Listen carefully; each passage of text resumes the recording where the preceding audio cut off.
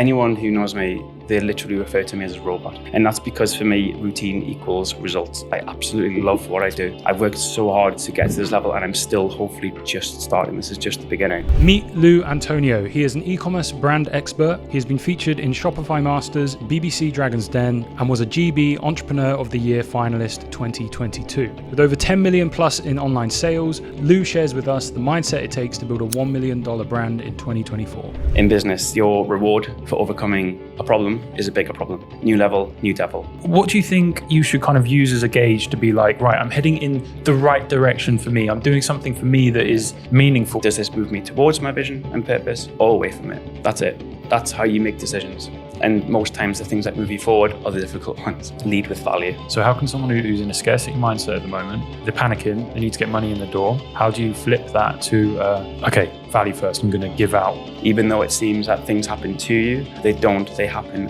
for you and through you. And knowing that you're able to bend the world to your will. You have that unique ability as a human being. It's a profound thing to state, but it's also like so empowering to know that. You're one of the most dialed in guys that I know and have come across, yet you manage to remain very, very calm and collected, or appear that way. Yeah. So I'm curious, we were talking about some of this stuff and any morning routine stuff you do? Do you do any breath work? Do you do any stuff that kind of gets you dialed in? What does that look like? Because look, you've got 4 or 5, whatever, you've got a countless amount. Yeah. You're so dialed in. Every time like we meet up, you're like, well, these are my work blocks. And like, I've got time here. And then and it's awesome. Is there anything that kind of gets you prepped for that? And how do you attack that and sustain it? Because like we were speaking just now, and you're like, I haven't read a rest in months. 7 months. 7 months. Yeah. So how does that work? Is there anything you do? Breathing? Yeah. The rest side as well. So what we were talking about for context is I haven't had a single day off. Like a full day off, complete day off. And since it was between the period between Christmas and New Year, there was like 3 or 4 days. Went out to Munduk in the north of Bali. Yeah. And just literally pen and paper, nothing, no laptop. It's so hard to leave the laptop behind and just sit. And like, the thing is though, it's time off, but it ends up being productive time off, which is good and it's bad because you're not doing nothing. You're letting the stream of consciousness and thoughts come through. So inadvertently, you are still technically working because this is where I do my goal setting for the year. This is where I'll realign all of my vision, my values, all of that.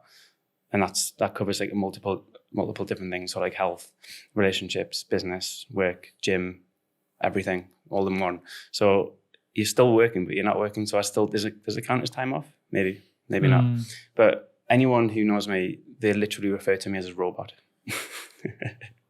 A robot, hopefully with a personality, but that's generally the way it flows. And that's because for me, routine equals results. So you talk about having to become a character who's worthy of success, however you define success. It doesn't just have to be financial. Yeah, it depends on your values. And I think to do that, my experience is the person I was versus the person I am now. I had to pin down those character traits, isolate who do I need to become? Because it's not who am I, it's who am I becoming? That's like the society reframe that I'd like everyone to be more aware of, as opposed to everything being fixed.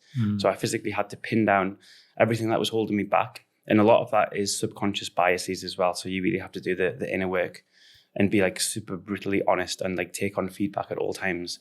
And then also map out this person from everything, the way they think, the words that they use, where they are, who they're around, what they're doing for work, what they're like day in a perfect life, but getting super granular with it and understanding, okay, who I am now is not that type of person. Therefore, I have to pin that down, get crystal clear with it, and then become that person. Yeah. And then from that, you reverse and manufacture the character traits, the belief systems, the routines, and obviously the results as well on the back end of that. So my day is cut and paste every single day. Like I'm probably the easiest person to stalk because you know exactly where I'm going to be, what I'm going to be having, eating, when and where I'm going to be training, what I'm going to be doing after training, before training, what time I'm going to bed. Everything is like clockwork. But that's for me is the only way that I'm able to have the same level of output consistently over time. Like I remove as many variables as possible and I make sure everything's dialed in. And that probably sounds a bit hectic a bit maybe chaotic or not fun, but the difference is I absolutely love what I do. Yeah. I've worked so hard to get to this level, and I'm still hopefully just starting. This is just the beginning. So it doesn't feel cumbersome. It doesn't feel like a burden. I really enjoy it. And then the results hopefully are quite clear to see on the back end as well.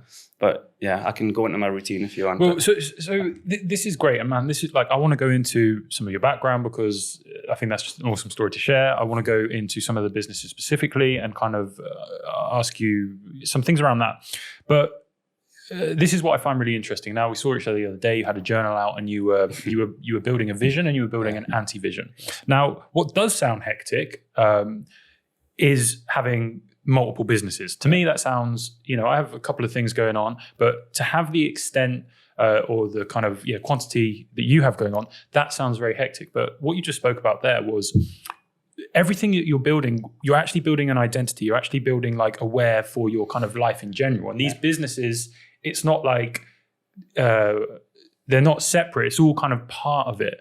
So to me, because I would have to really compartmentalize how I do that work. So it's really interesting to me how you've built out an identity and how you've built out like a clear where of where you want to go and who you want to be. And I'm curious, like, how have the businesses kind of like come through that? Has it been like, oh, I'm going to build this business and then I turn into this person? Or have you done, right, this is who I'm becoming, and then this business kind of just happens, and then this opportunity. How does that look? Because it sounds very overwhelming, I'll be honest. Yeah. And I imagine to a lot of people listening. Yeah, it doesn't sound like, almost like sometimes sound a bit superhuman because of, it's like Elon Musk thing, he's 10, 20 times more than me. Yeah. But the fact is that you're able to delegate, systematize, automate, but you don't start there. You start with one vision, one business, one idea, one way of executing. And then over time, as that generates success and traction, opportunities start to come to you. And then you're in a position to, the leverage you're able to apply to a business it's asymmetric. And that's the only thing I'm optimizing for is asymmetry. Right. So small input, big output. And that's kind of that exponential curve over time. Most just see this point in time. There's the top of the curve, okay? But they don't understand the causality in the relationship between cause and effect or time and how that compounds as well. So you start off with, say with my first business idea, which is a whole story in and of itself. Very long, drawn out, depends how long you have. Like I couldn't have picked a more difficult niche. But then I build that, I go through so much adversity, so much difficulty. And then you become almost, inadvertently become a subject matter expert in this particular field, just through sheer force, persistence, and willpower in overcoming obstacles one after another. And they're incremental obstacles as well. I always say, like, in business, your reward for overcoming a problem is a bigger problem. Yeah. New level, new devil. Yeah. The magnitude of the problem will rise, but if you're not able to prove to yourself you're able to solve or overcome the level 1 or 2 bosses, then you're not going to be worthy of doing the 5, 6, 7 and above. And because the fall is higher, the magnitude is higher, the consequences is higher. So it's a process. It's a process, not an event. It's not something you just drop someone into unless they've got like a wealth of experience to do. And also there's so many different moving parts in any business.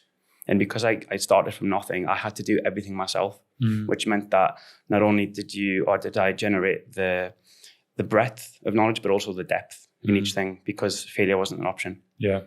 So some of the things I've written down here, some of my favorite things that you've said, I mean, you're touching on there, like the obstacle, like it contains necessary experience. It's like, it's not, you want to encounter it. That's great. It's like, it's like an egg full of lessons. You need to open it up. That obstacle is like a gift for that next stage. Yeah. So something that really stood out, that maybe goes against some advice that you might hear online, from kind of, gurus that maybe are out there.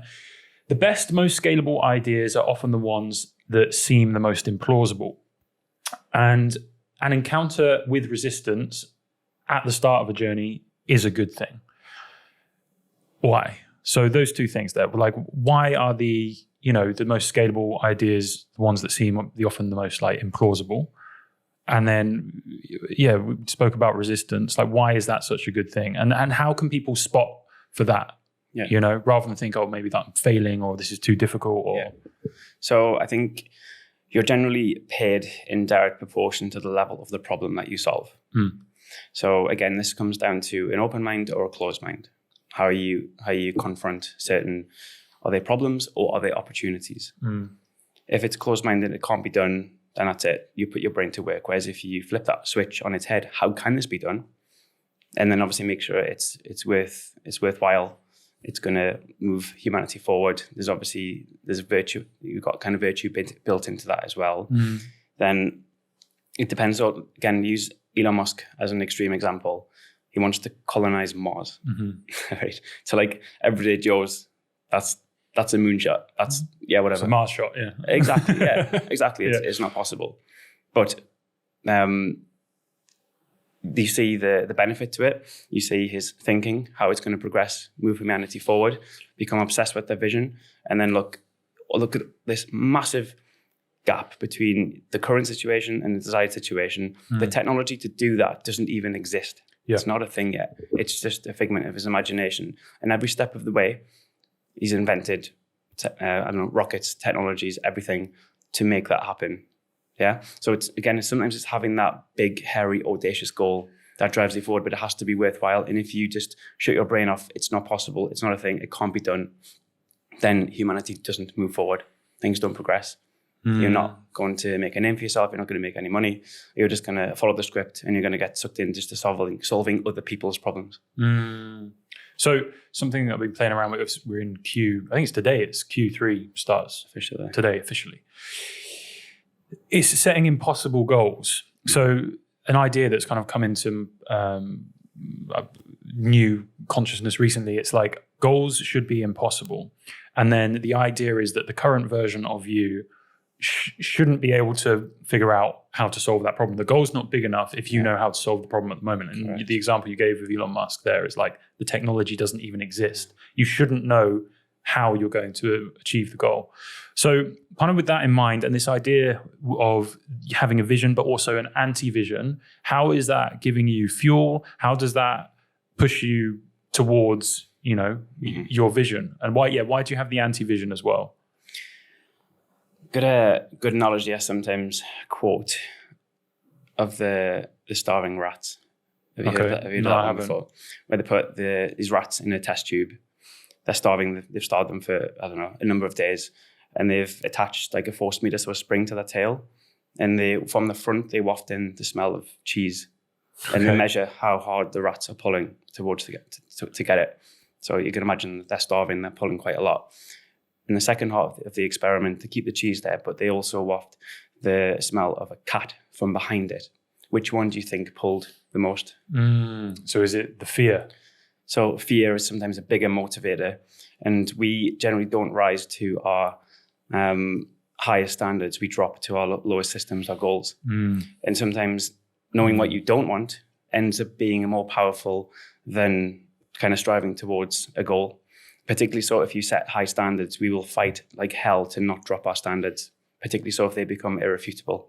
So say, I don't know, you just follow a normal set career. You've got a 3-4 bedroom house, 2 cars on the drive. You're not going to want to drop back to living in a council estate or, getting the bus because your standards are risen. So it's the same when it comes to your goal setting. Sometimes we are motivated more by what we don't want, and that inadvertently fuels us and pushes us forward to move towards what we do want.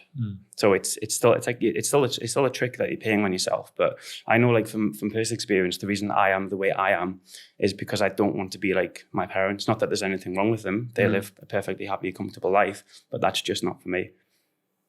It's not. It doesn't inspire me in the morning. Doesn't get me going. That's just like I will do anything not to be in that situation of just perpetual nothingness. But that's crazy to most, because they're happy that they've got roof over their head, food on the table, but that's it. There's no enjoyment. They don't have the capacity to do anything, go anywhere, have anything, no experiences. That's it. And I'm actually envious that they're able to be content in that situation. So this is really interesting. We spoke about this the other day as well. And look, getting a 9 to 5, having the bedroom, the 3-bedroom house, whatever, the white picket fence, the golden retriever, and 2.5 kids. 2.5 kids. It gets demonized. Yeah. What do you think the metric is for? Because look, a lot of people kind of end up down that route, the 9 to 5. Like some people are really happy with that. What do you think of that? Like, is it stagnating kind of society in general?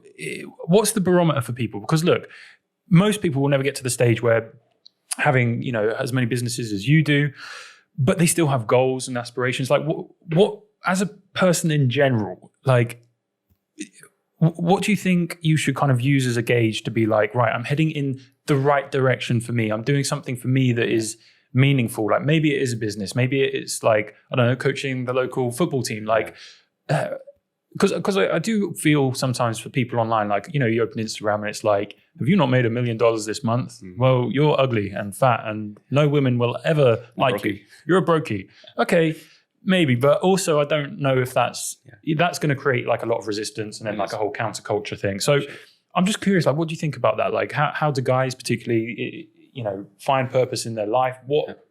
How can they know that they're on the right path and be satisfied and still, pushing themselves, I guess. Quick one from me, guys. We get a lot of requests asking about this space where we record the podcasts. So when I was searching for a studio location, I wanted a high quality setup, but also a space with a ton of character and a lot of vibe. So I wanted to let you know about the amazing House of Yore here in Bali. House of Yore is Bali's premium recording studio for creatives, podcast hosts, and entrepreneurs alike. They are also the producers of stunning handcrafted jewelry like the piece that you see around my neck. The studio offers multiple setups for podcasting, solo content creation, as well as photography projects. The studio has a unique cinematic aesthetic, comes with a dedicated technician, along with the best audio and video equipment here in Bali. The founders are both photographers and have a keen eye for detail that most miss. I've loved recording here, but most importantly, my guests have felt comfortable and fallen in love with the space as well. So if you're here in Bali, come in, grab a coffee, and ask to check out the rooftop studio. If you like what you see and think this will be a good spot for your next project, hit the link in the description, book in a slot,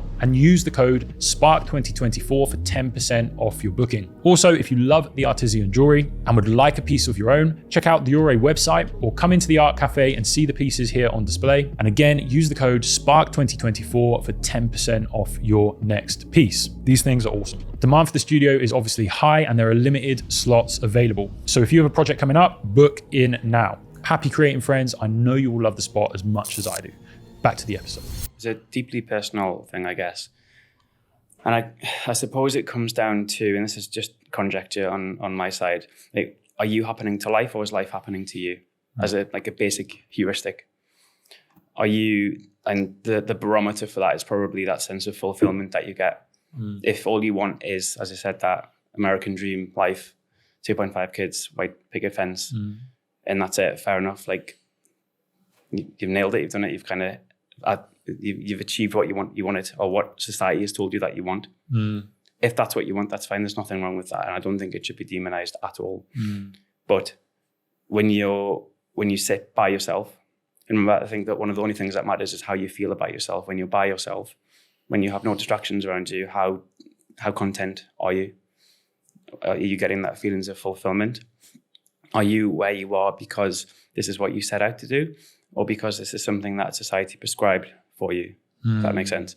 So most times I think we call it the matrix, right? The script, where everything is kind of preset out for you. You're a cog in a machine. You're told what you want. Yeah, you're told how life is going to be. And most times it is education, state given education, go to university, go into a job, work at that job, the most physically capable, mentally alert years of your life. And then you can retire, and then life starts. Now you've got a bit of money. Now you've got time, freedom. Yeah. But the problem with that model is you're old. You're not going to have the same energy. You know what I mean? God knows if your friends are even still alive to experience that with. Hopefully you've got a family, but then you have more commitments. And I think if that's what you want to do, then perfect. I'm actually envious of people who can do that. So I think the problem comes where, look at just university or college. Unless you know what you want to do as a child, and some kids do, they know inherently, just instinctively, like, I want to be this, and that's like their focus. Yeah. I would argue the vast majority don't. They fall into something. They do bare minimum just to kind of scrape by, or they'll get grades just to keep their parents happy, and then they'll fall into something like, I don't know, philosophy. And Like no one's hiring philosophers, but sometimes it can look like a little bit of an easier course. But there's like 3 years gone of investment again, and it's more kind of dogmatic beliefs that are instilled in you. And the second you stop university or even school or high school, for those who drop out earlier, most times, I'm generalizing, education stops. That's it. You're now no longer in the pursuit of knowledge and wisdom. And the second that happens is when you start to stagnate. Your beliefs, whatever they've been formulated, once you're still young, are set in stone. It's very hard to undo them. And then you end up falling into a job. I'm telling this because I'm this exact person. I had a little bit of an inkling what I wanted to do in sports science, but then you end up getting any job. What university doesn't tell you is, okay, that there's so much marketing, you're going to go in, like to get degrees, graduates in 10, 20 times more than non-graduates. But guess what? So say I graduated with sports science. What I didn't realize is 20,000 other graduates also graduated, probably with better grades than I did. And there's 20 jobs available in the whole country. What's the likelihood of you getting one of those jobs? And then because you have no commercial experience, actually enjoying the job is very little. So again, there's a disparity between expectation and reality. And that's generally where the gap lies. So you've now spent how long in education? You haven't really had any of your own beliefs. You've just been told what to believe. Now you can't get the dream job that you think you want, so you'll just fall into anything. And generally it ends up being like a sales job somewhere. For me, it was like corporate recruitment. Hated it.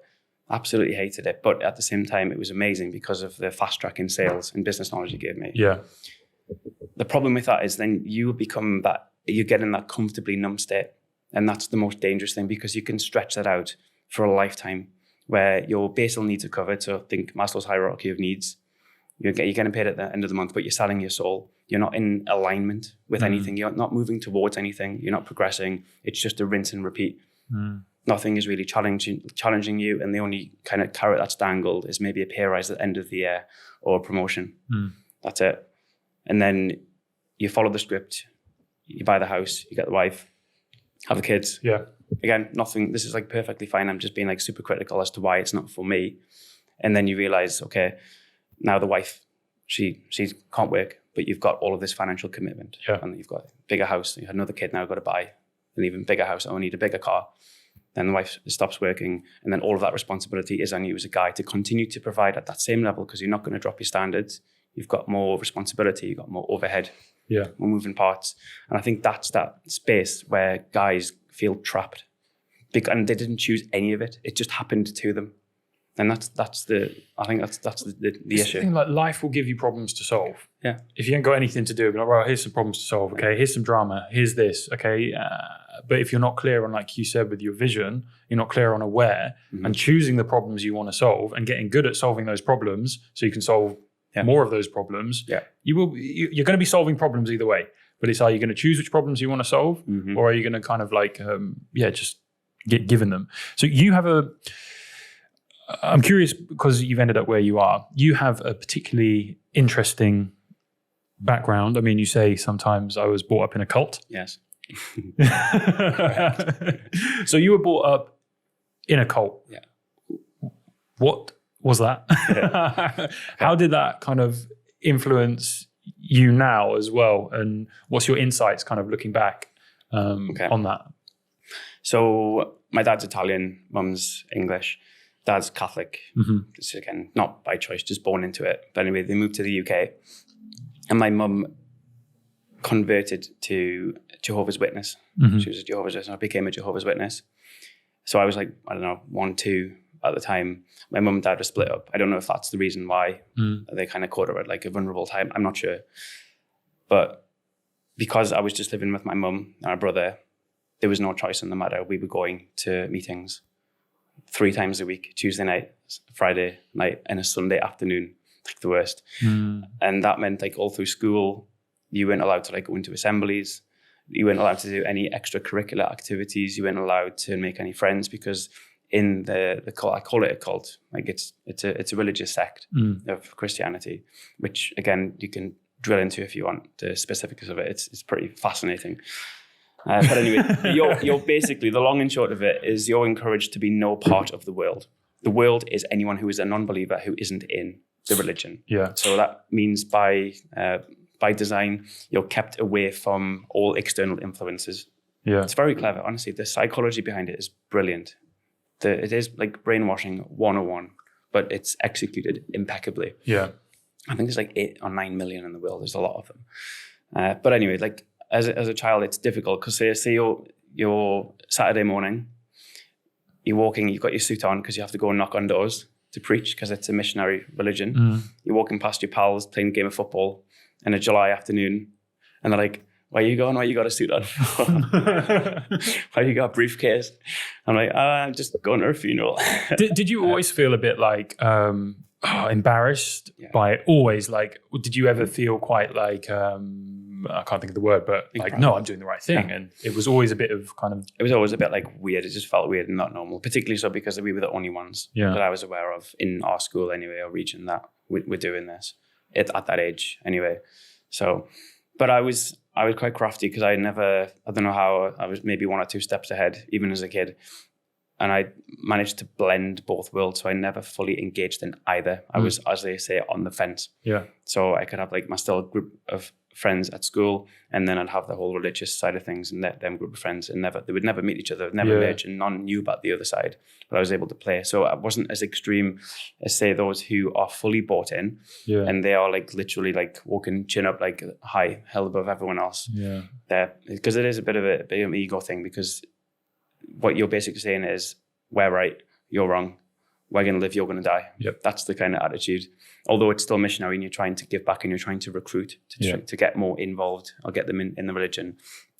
I don't think, I don't know, I just think it's amazing, the whole setup, everything. But I'm actually grateful for it because it opened my mind and my experiences to like kind of fast track my development, as particularly so on the spiritual side of things. You have like now a natural affinity for it. And I'm not atheist. I would say I'm agnostic, but I'm like fully open to like this not just being it. Like I'm in Bali, like you know what it's like in Bali. It seems to be like a magnetic pull. So I definitely have a reverence for that. Yeah. But do I think there's a grey-haired old dude sitting on a golden throne with a scepter who cares if I swear today? I mean, probably not. Yeah, it's a funny thing to pick your battles, God, right? There's a few things here. Also, for guys and girls who don't know, like Jehovah's Witnesses, like you're not allowed to celebrate your birthday. No birthdays, no Christmas, no nothing. You're only allowed a present day.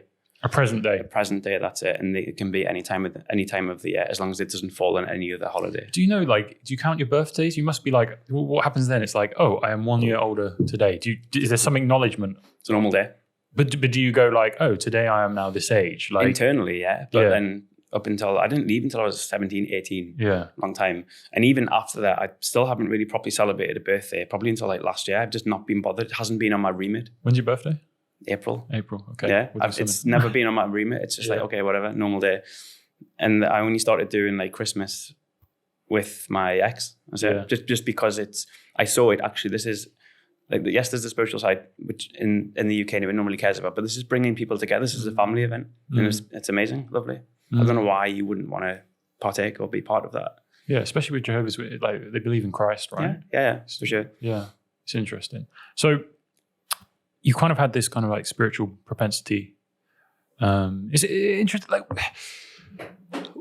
what was it like in your head growing up? Because it must have caused you to ask questions sooner than most. Like you said, most people are kind of given the matrix. Yeah. Go to school, do this, don't hit this person, like kiss girls, whatever. You must have kind of questioned the validity of all institutions. If you knew that something was off from the word go, did it mean that you questioned like school? Did it mean that you questioned like any authority? Did you have like a rebellious phase? Yeah. I think what it instilled in me is like an instinctual disdain for authority. And also with everything, I want to know why, but not surface level why, 2, 3, 4 levels deep why. I want to get to root cause analysis. Yeah. And that fits well with business if you're looking for first principles thinking. It's very, very similar. If something's done, I want to know why and why it's done this way and why it can't be done that way. If there's a better way of doing it, and this is why I'd be very bad and was bad as an employee. Yeah. following a script, okay, it might work for them, but then I found a way more efficient way, way more effective. But because you do it that way, because someone says you do it this way, it's like, well, it doesn't make any sense. So it doesn't really merge well when you have like authority figures telling you what not to do, unless it's something to do with like law or your safety, for example. Most looking for efficiencies, and that's translated very nicely into business as well. Yeah. It's like that classic example of like kids in a car, but like, why? Okay, gives an answer, but why? Yeah. And then it always ends up with, because I said so, because I'm your mother. You know, and that's kind of where like, it's interesting. I spent some time in education as a secondary school teacher. I used to encourage that with kids because I can resonate with that. Like, ask why. Yeah. And then it would get to the point where I'm like, I can't give an honest answer here to this kid. This kid is asking great questions, but I can't give an honest answer about, you know, they could be asking about me and why I'm doing this job and like, is this actually helpful? And I'm like, in my head, I'm like, no, like do the sweat running there. Yeah, I'm like, do something else. But you have to pretend that like GCSEs are important, and you have to motivate kids out of fear, being like, oh, you're going to work at McDonald's and have a horrible life if you don't learn about algebra. And they're like, what? Why? This doesn't seem right. Kind of touching on the spirituality side of things then. So in that idea of why does any of this matter? Why does doing what you're doing matter? Like, why bother? Why build a business? Why care? Because I know what I don't want. Okay. And to get what I do want requires a very strong why. Incredibly strong. Because business and life will throw obstacles your way. I always say, the struggle is guaranteed, the success isn't. The struggle is guaranteed, the success isn't. And can you be okay with that? And Simon Sinek, very good book, or even Viktor Frankl, Mankind's Search for Meaning. Yeah. The right why will overcome almost any how. Yep. So again, it's a pulling towards something, but only because I know the result of me not doing this or not taking this course of action or pursuing another route equals this. Again, all first principles thinking. This is why everyone says I'm a robot. But so, you know, obviously man's search for meaning, it's like you can create your own meaning. Like, where are you with that at the moment? Like, you know, you said you're agnostic, but you're open to things. Like, where are you with that, with kind of this crazy thing that we have going on here where we're in Bali now? There's like scooters are a thing. You can eat food. Like there's just life's just bizarre. Like humans are made all of this stuff. We're in a podcast studio, whatever that means. Yeah. Like we've built all of this stuff as humans. Why? Like what's going on here? Like, all right. There's a good, I think it was Joseph Campbell. You ever heard any Joseph Campbell's book more on philosophy? And this is getting maybe a little bit deep now, but he's like, what's the purpose of life? And his answer, one-liner, is the purpose of life is a life of purpose. And that's, again, I'm just focusing on the why here. But again, it depends on how you view everything, because you can really go deep down the rabbit hole and then everything's a simulation all of a sudden. You can really go down the quantum physics side of things and then look as me as you as separate things, but actually we're connected. We're connected in the ether. Depends how down the rabbit hole you want to go. But then at the same time, how is this knowledge going to either move you forward? Yes. So it's like you have to limit. It's like your brain is one big, it just keeps you focused. Yeah. And its principal nature is to keep you alive, right? Senses danger around you. That's like number one priority. Stay alive, keep everything functioning. Okay. So I think having time, wealth, abundance facilitates you to have the mind space to be able to ask these deeper questions. Yes. But first it's like, okay, you need to make sure your basic needs are covered. And if they're not covered, and if you're still in that scarcity mindset and you're scrambling, you know what I mean? You're in that starving artist thing, that's very hard to have the time to put aside to ask the deeper questions. I'm not saying put them to one side, but for me, it's like, okay, let's try and get rich first. Yep. And then we can do a deep dive into this. But at the same time, still have that reverence and awe for everything that's around you. And don't take things too seriously. Yes. Because think about it, like zoom far enough out, like monkeys on scooters, on a rock hurtling through space. Drinking coffee, whatever. Yeah. Exactly, yeah. Nothing really, no one's going to care. In 90 years time, we're going to be dead. No one's going to care about this. Often. So don't take it too seriously. So I love that, man. And it's I mean, we're lucky that we get to kind of ask these questions and have these experiences. Kind of like, I do feel like you have this as well. And you spoke about it, like you go deep into the rabbit hole, you go into like, the quantum science of everything, metaphysics. It's like, oh, we're all one, man. And you kind of get to that point. And it's like, I'm happy to call, and that kind of like, we're all connected, we're all one man, like, I'm happy to call that God. Like I'm fine with that. Like I have no problem with that. I'm part of it as well. Like, okay, that's kind of my understanding here. What I think we see a lot in Bali is we see people kind of like disregard the sacredness or the magic of this human experience. They're like, well, it's like we're all one and we connect with this and let's shoot off. Let's do like breath works and, have DMT trips and cool experiences. Yeah. And look, it's kind of nothing really matters because we're all one. And it's like, okay, I'm happy to kind of have gone there and be like, oh yeah, that seems like you said, like, don't take it so seriously. Like it's all this big cosmic dance, but also come back. Yeah. Oh, we're having this fun human experience. Yeah. This is the thing we're supposed to be doing. Yes. Like, have abundance, build a business, experience it, experience whatever the fuck all of this is, fully get into it. Yeah. You're not like, yes, blast off if you need that perspective, which I've certainly gone down. But it's like, well, now come back. Like you're a human you've been given these sets of limitations. You've come in down at this time here. Cool. Like do something. Like do something new. Experience. Create a business. Yeah. And I believe that that's like, we all are creators. We all are aspects of creation. Yeah. We're all part of it. Yeah. And we're here to do something with it. We have the power to shape reality as well. Again, a lot. What does that mean? So we're able to, like as humans, we're atoms aware of atoms, we're able to locally reverse entropy, okay?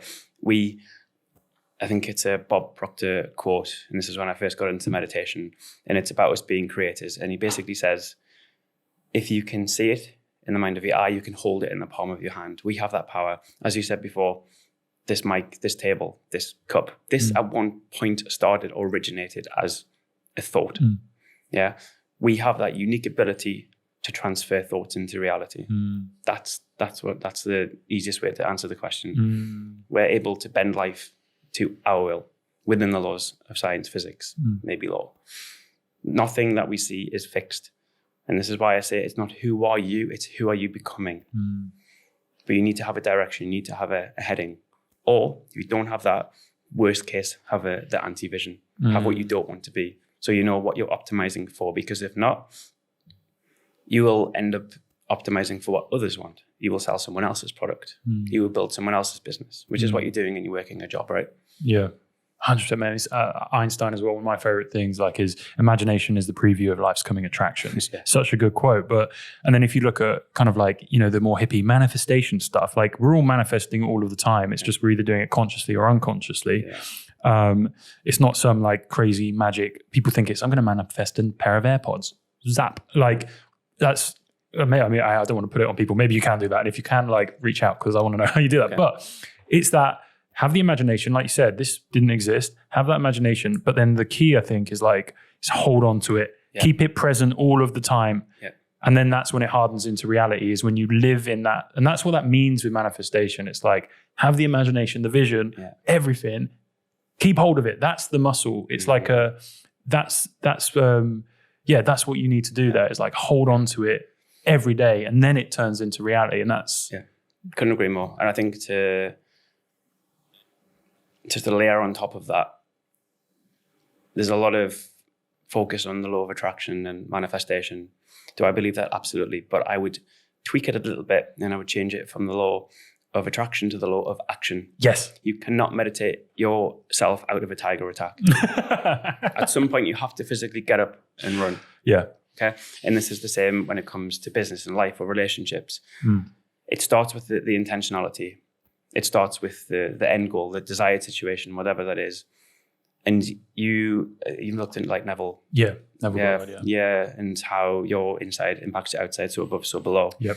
So the intentionality there, and you go with that vibration and flow, and then you bring it into reality. It's not just going to fall. You're not just going to get $1 million in your account, or you're not just going to get like the girl or guy of your dreams just appear, until you first get crystal clear with that vision, and also you embody that as if it's already happening. Yes. This is something I didn't understand at all for years until I tried it. And it's almost like it's like rehearsal, mental rehearsal. It's like if you want to, I don't know, just pick a random car, like a Lamborghini Huracan, okay? You don't know what it's like to be in it or drive it. You never touched it. You don't know what the smells like. Go and familiarize yourself. Go take one out for a test drive. Yeah, act as if. Yeah. But now you have the desire. The same with like flying business class. And I always say you can't have business thoughts in economy class. Like you raise your standards high, and it's very hard to then go back down. So if you can either embody or experience it. Yeah. Then all of a sudden it's real. It's a thing, even though like it might not be in your reality right now, but this is going to give you the motivation, the desire, the get up and go, the drive to actually make it a thing and make it happen. That makes sense? 100%, man. And I think the bars you're spitting right now this is the missing key that I've realized over the last few years as well. And so many people who kind of get lost in the more wishy-washy stuff. This is it. Neville says, he's like, for a goal to actually sort of manifest, it happens to the degree to which it feels natural to you. So if it feels unnatural to you, you're still going to have that repelling energy towards it. So like you said, if you're sitting in the Huracan, if you're sitting in business class, you start to embody those thoughts. But here's the thing. Like you said, you have that imagination, you have that vision, you embody it. Okay, you really, really feel it. That's where most people stop. Okay, it's starting to become natural. Good. You're doing like the meditation work, you're doing the inner work. Now what's going to happen is you're going to be required to grow. So obstacles or situations or circumstances will appear that you need to now take action. It's called like inspired action in that state. But those actions are uncomfortable because they're new. Yes. So it's not all just this like, oh, I like it, magic, zap, zap, zap. Like if we can get there, pretty cool. Yeah. It will become easier because it feels more natural to you, but the actions are new and therefore they are going to be uncomfortable. Yes. You're forced to stretch. Yeah. And that's what we're doing here. Yeah. We're growing, right? Expanding, growing pains, I call them. And if you can, again, Ryan Holiday, obstacle is the way. A lot of Stoic principles on this as well. Another rabbit hole, I guess, to go down. But you actually want problems. But what you want to optimize for with the entrepreneur cap on is you want better quality problems. You're always going to get problems. As I said before, new level, new devil. But this is your opportunity. This is where the growth lies. And this is why you need to have a very strong why and vision, because if that's not there, then the second it gets difficult, you're just going to retreat. You're just going to quit. And then all of that compound experience, knowledge, time goes back, resets. This is what I say with so many like new startup entrepreneurs is they start off like full of enthusiasm, full of energy, hit an obstacle, a perceived obstacle, haven't built up the mindset, and I would say the skill set without the mindset will leave you upset. Retract straight away, can't do it, it's insurmountable. Yeah. And they don't think about going around it, or they don't think that in that creative problem-solving mode. It's like, this is it, I can't do it, I'm going to use Facebook ads. Tried it, didn't work. So that means all Facebook ads don't work. That's it, throw the towel in. As opposed to thinking, okay, this brand's doing it, all these other 100 brands are doing it, like, surely there must be a way, maybe it's me. And they don't like to do the internal work because that's generally what it requires. But the growth is on the other side of that pain. It's like pain plus, what is it? Got a Ray Dalio quote. Pain plus reflection equals progress. Pain plus reflection equals progress. Yeah. Nice. That makes sense. Yeah. And then it's always getting into, again, I'm talking from a business mindset. This is something I try and teach everyone in my circle or in my group is to always think with that scientific method. And the scientific method takes the form of the physics of progress. Yeah. I adapted it from Tom Billy. I don't know if you know him. Tom Billy. Yeah. And that is a constant cycle of hypothesis, action, review. Did it work? Yes, do more of it. Did it not work? Okay, go back to the start. And this is across all principles of life. Again, personal relationships, business. But when you go through that hypothesis, and sometimes if you don't know the inputs and outputs, the cause and effect, you have to start with an assumption. But once you get in that doesn't work, that doesn't mean the whole thing's ruined. That's the art of the pivot. That's when, okay, this didn't work. Why don't we try this next time? Instead of being discouraged, instead of retreating, instead of quitting, okay, this didn't work. Why don't I do this? Or why don't I try this time? Why don't I ask for guidance on this? Why don't I get a mentor? Why don't I read a book on this? Why don't I self-educate? And they just quit. And that's most times, that is layered on because you don't have a strong why as well, because the pain isn't bad enough to force you to go through and push through this problem. Equally, maybe the road isn't big enough or you don't want it that much. So like there's so much internal work to do in business that you think those who just got lucky. So say you literally do win the lottery, or you bought a coin and it went to the moon one night. You generally will lose that as quickly as you made it. And also you won't have developed the character traits that you need. Because for me, resilience is a muscle, and it's something that builds just like you train in the gym. It's not something you're born with. It's resistance training. It's coming into resistance with the world, with problems, with issues, with difficult situations.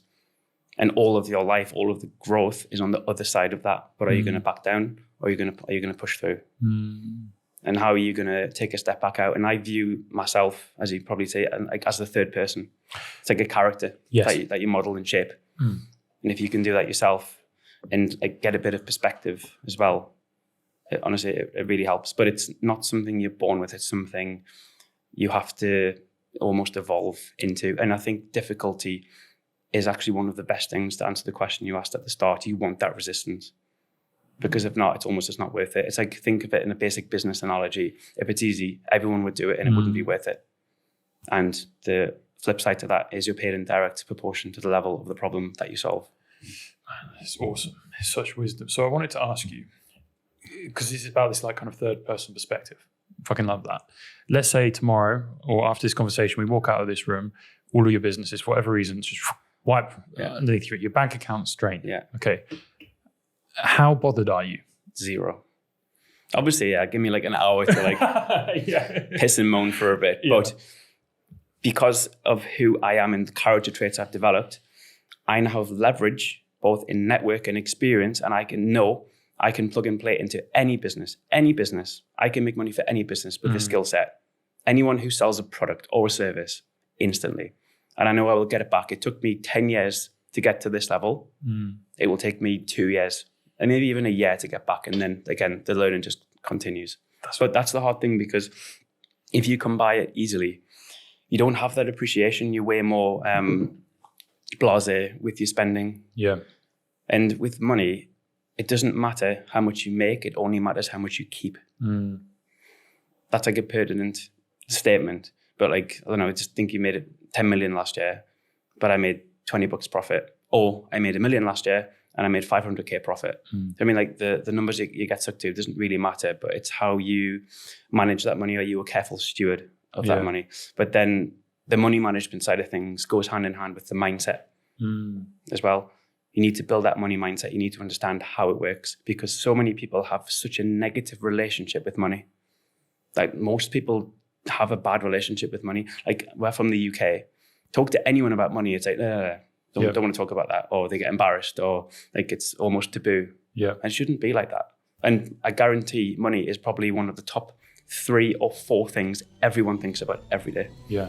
If you're an entrepreneur, a creative, or an existing podcast host, you're looking to build your influence online and become an authority in your niche, by now you know that having your own podcast is the single best way to do this. Over the last few years, you'll know that any person of influence has released their own podcast. They've realized that this is where the attention is. And this is why I've gone all in with podcasting myself. Not only this, having your own podcast solves the ongoing content grind problem, and it grows your network and your business as you grow the show. 90% of podcasts don't make it past episode 3. Of the 10% that do, 90% of them don't make it past episode 20. Most podcasts aren't monetized, they don't generate qualified leads, and they don't get sponsorships. Rather than grow your business, they just become a very time-consuming hobby. The reason that most fail is because they don't have simple, scalable production systems or have a clear strategy to fit their podcast inside of their current funnel. This is the problem that we're solving inside of the Voix incubator, program, and community. We walk you through all of the strategies we've used to manage over 35 industry-leading podcasts, generate over 55 million views, and generate over $1 million in products, services, and sponsorships for our clients. So hit the link in the description to watch a free training where we'll show you how to grow your podcast with ease without wasting your valuable time and money. Hope that's helpful for you guys. Back to the episode. What's a bit of advice for someone who's flat broke at the moment? Give before you get. What do you mean? Lead with value. Lead with value. Lead with value, yeah. So how can someone who's in a scarcity mindset at the moment, they're panicking, they need to get money in the door. Yeah. How can when you're thinking, because when you're scarcity mindset, you're me, I need. Yeah. How do you flip that to, right, yeah, I do need, but okay, value first. I'm going to give out. And I know that through the law of reciprocity, if I give, it universally, the law states that it has to come back to me like the energy exchange has to come back. So how do you do that flip when you're like panicking? It's very difficult. I was in that situation as well. When I first started my business, I was 30 grand US in debt, consumer debt, credit card debt. And I'm trying to start this business and I quit my job. Horrible, literally horrible. The worst Burn the place. boats. Literally, yeah. And I know I'm going off on a bit of a tangent. We'll come back to the question, but I always recommend if anyone is in that situation, don't do what I did. But I just had like sheer force and willpower to push through and make it work. I think maybe because of my childhood and because of how ambitious, like almost intrinsically ambitious I am. But if you're starting out flat broke, you've got nothing, no money in the bank. You've got food put on the tables. You can't put the lights on. It's a difficult situation. It's a hard one to answer because you need to hustle, right? You need to do whatever you need to do to get money in. So I don't know. The things I did, I washed dishes. I was a carer for my granddad. Yeah, like washing your granddad's ass at like 24. You know what I mean? It's not like your humility level needs to be like maximum. I do whatever I need to do just to get some money in through the door. I washed dishes, drove Ubers, tried gardening. Honestly, there's so many different jobs I've done. It's almost a running joke in my family, just to keep my head above water. And then on the side, what that invested time in just basic income. I think I was living on £250 English a month in my 20s. Come on, like, it's nothing. But what that allowed me to do is it allowed me to invest the rest of the time building a business. So it's like no sacrifice, no victory. You do what you need to do until you can then build something else up on the side, which then becomes your primary income generator. But if you can't even do that, that's why I'm saying lead with value. You've got nothing to lose. You literally have nothing to lose. You might as well try and say, okay, I've got a friend who's running the business. Go to him, have a conversation. What can I take off your plate? What do you hate doing? Which employees are you struggling to find? Can I take it off you?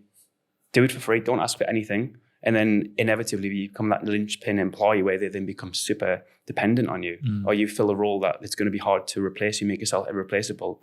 Then it will start to come.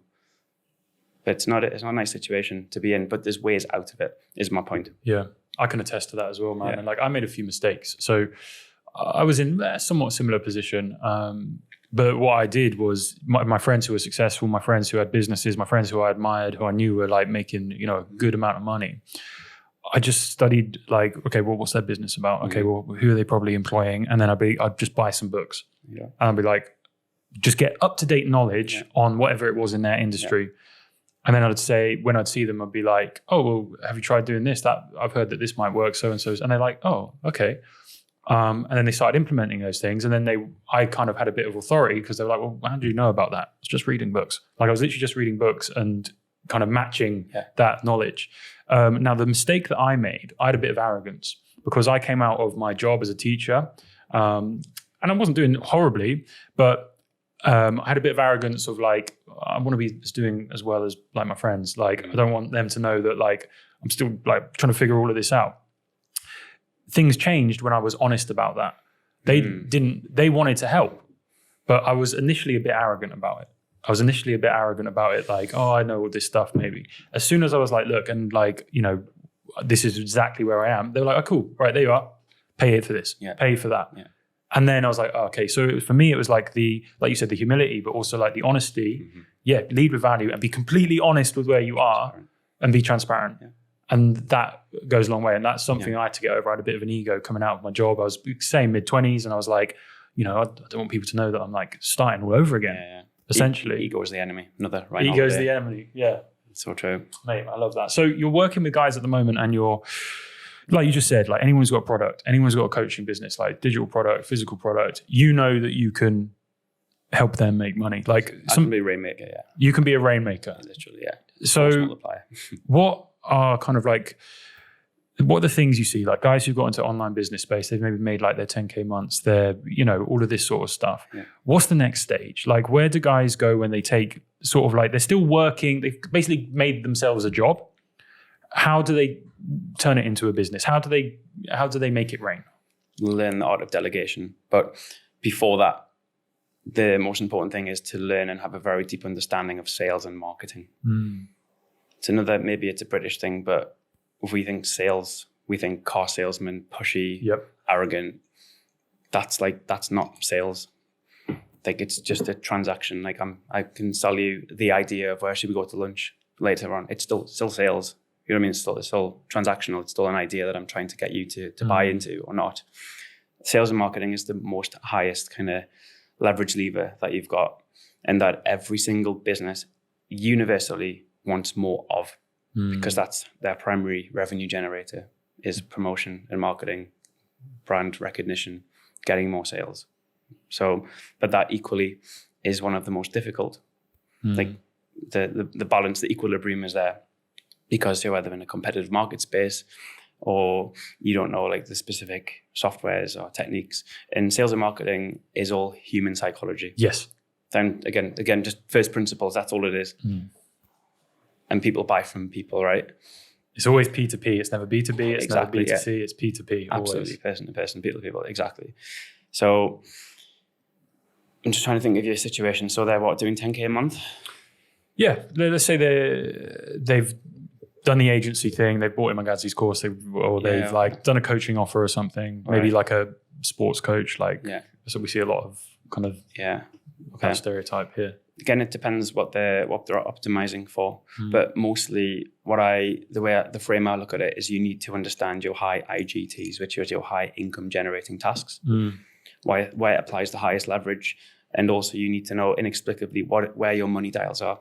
So that basically means where can you focus your time, effort, and attention on? Because ultimately that's all we have, right? Remember, we're in the attention currency. That's time is our only non-renewable resource. How can you focus that on getting more money in, on scalability? And then everything that is non-essential to that, delegate. But don't delegate to, I'll say it the other way around, hire A players. Yeah. They will supercharge your business. If you can afford to do it, definitely 100% do it. And then that frees your time up. You know what your money dials are. You've got A players. You're essentially replacing yourself out of the business, which then applies leverage to time. And you will never, ever, ever make money or get rich until you divorce income from time. Like, you only have 24 hours in the day. That's it. You can't make more. It doesn't matter if you're Jeff Bezos. It doesn't matter. Like, until you can leverage systems, time, automation, people, which is in and of itself applied leverage, you can't scale, you can't increase things, because like, we're human, we can only work, 16 hours max in the day, and then we need sleep. Then you hit that point of diminishing returns. So you need to divorce your time from your income and your operational side of things. Does that make sense? Yeah. How can people, how does that play into, as we spoke about at the beginning, like, how much of what you teach is aligned with like the vision that you personally have, and like building like a business around lifestyle? So my dials are time freedom, location freedom, financial freedom. Yeah. So reword that question. So how much of what you're teaching with your group, like how much of it is just like, right, pull this lever, we're going to run ads, this is the technique, and like now you're going to, okay, it's making it rain, but now, you've had to hire 10 more employees and you're knackered. So how do you like balance, as the guys you're teaching, how do you help everyone to balance that, and where does that kind of overarching grand vision come into play with that? But it depends. You're optimizing for something, right? You have that destination, that pot of gold at the end of the rainbow, however you want to, whichever metaphor, analogy you want to set for it. Yeah. And if we look at so specific, obviously I'm very strong in e-com and then mindset as well. That kind of the bridge of skill sets. E-com follows a set structure, and I'm talking about, again, first principles. So it is following, you can break it down into like 3 or 4 different things. You've got your operations, your sales and marketing, And sales and marketing is the big one, mindset.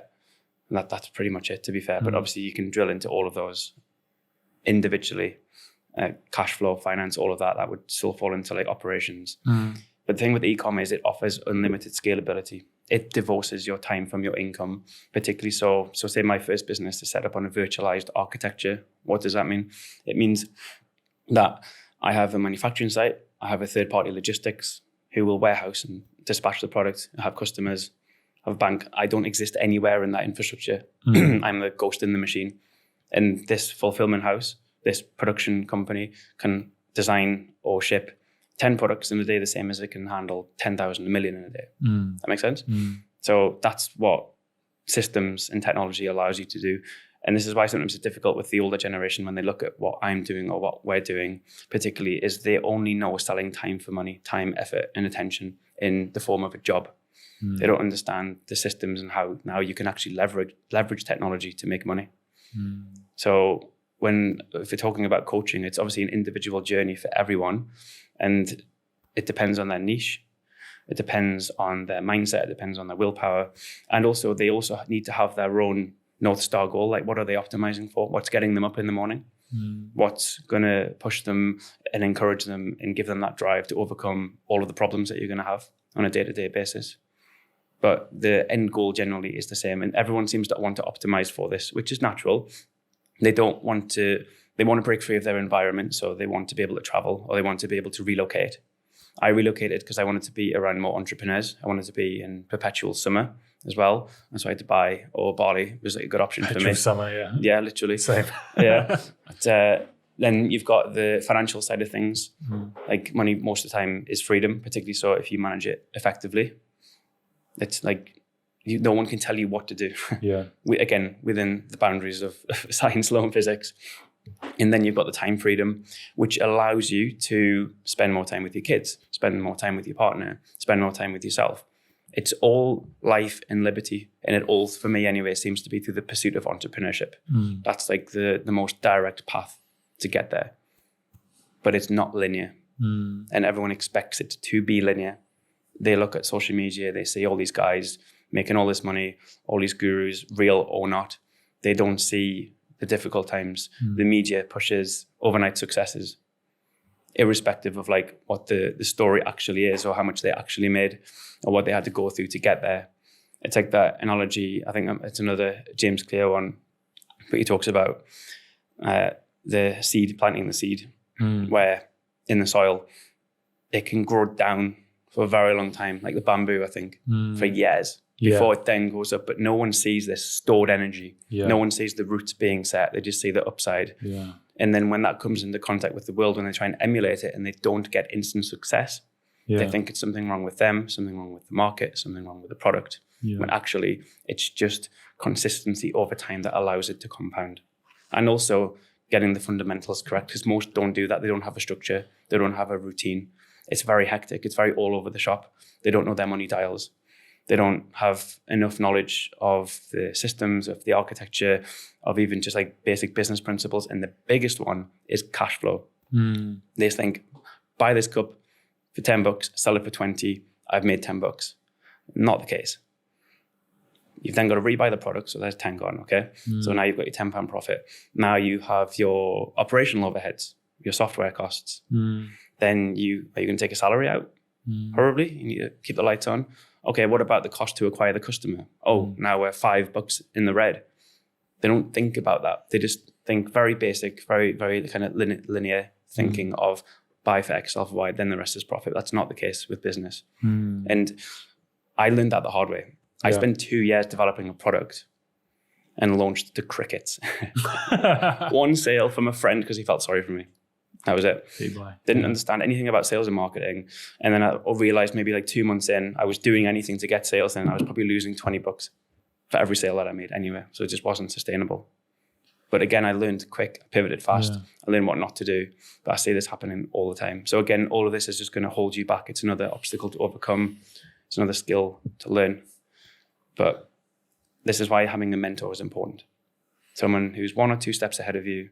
They're the most qualified to help anyone. Because they're not too far away where now they're thinking like crazy morning routines, ice baths, all of this, that they're too far away because the guys at the bottom are looking and thinking, I need to do this in order to get success. When actually you just need to focus on the fundamentals. That will come later. Yes, bits of that will help.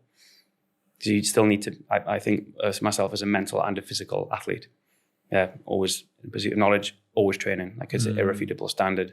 But it's not the path to get there, it just takes time.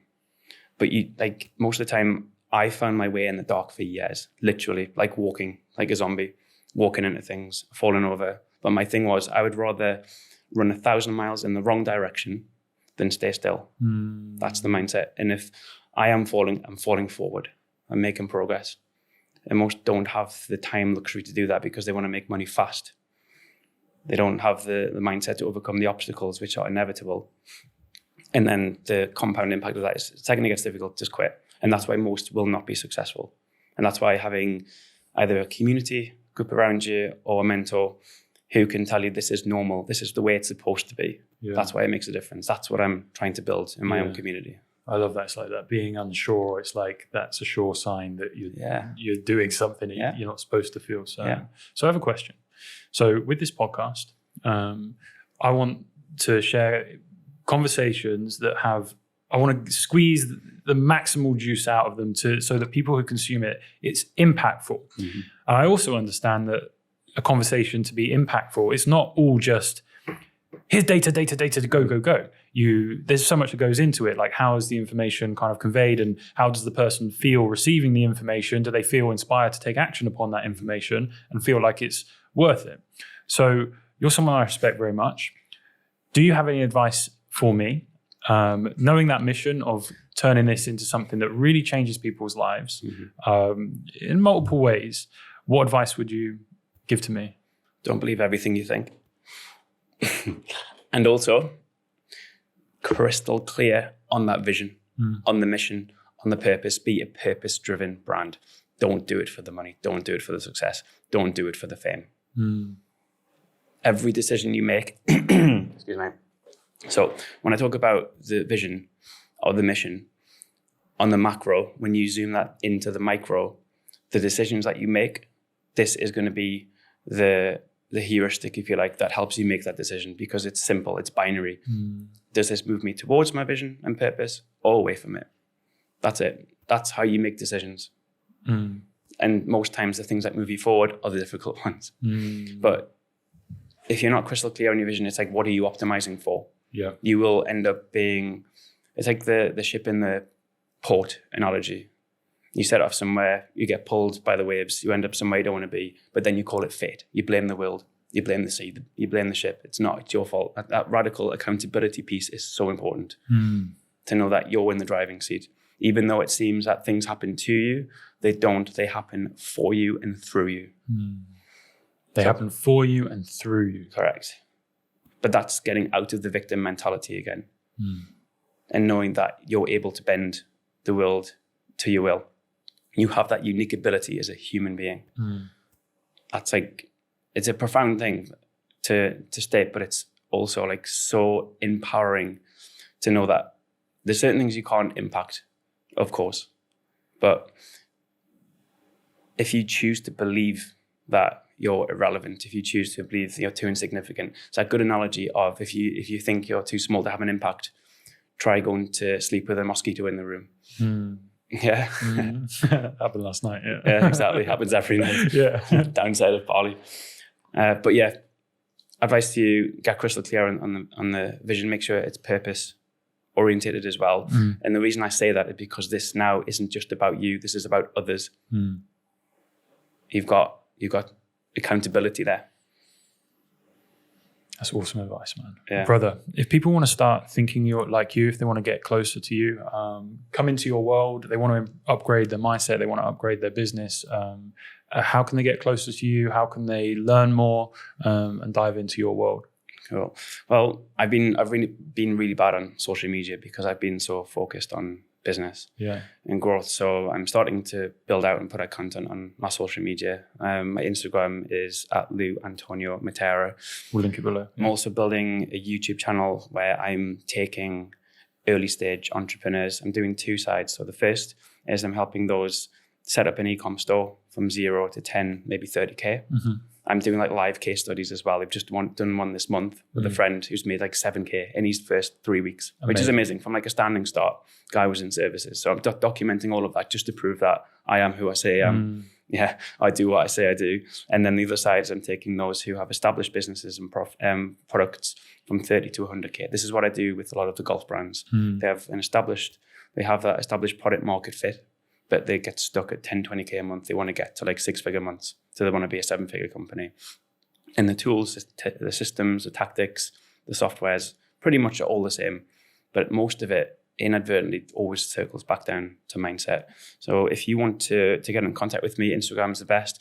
But I'm also, I've literally just launched a school community, school, SKOL. Yep.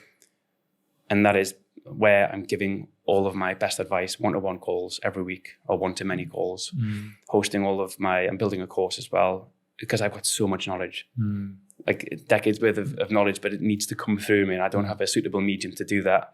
So I'm also building that and doing that in public as well. Amazing. So if you want access, that's probably the easiest way. And yeah, if there's anyone who is who they say they are, it's you. I can attest. So yeah, get involved with all of that. Brother, I appreciate you. I look forward to conversations in the future. And yeah, you're a G. Pleasure. Man. Thanks, man. Smashed it. Good job.